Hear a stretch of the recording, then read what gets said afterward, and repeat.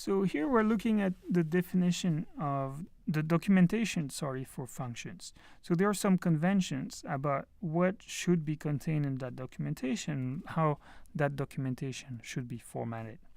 So here you see an example that's documented according to PEP 8.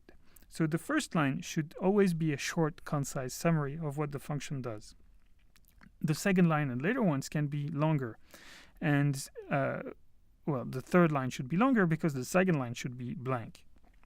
So the point is to visually separate from the rest of the description. And after that, you can have a paragraph or something describing what the function does and the calling conventions, etc.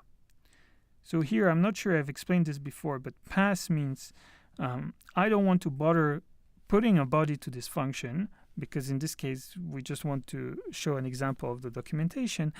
But really, I need to tell you here that this is where the code would stand, so Python knows about indentation and is not so confused with the indentation. Okay, anyway, that wasn't the point here. So if I define a new function, my function, now my function is defined, and I can access its documentation. And you can see that here I have a printout of the documentation. Looks a bit weird because I have resized my window and things like this.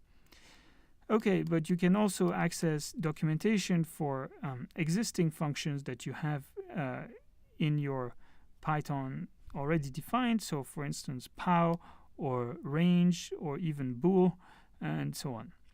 So here is another example. So let's look at my sinus, which is a new function, and I can look at the documentation, and here it is.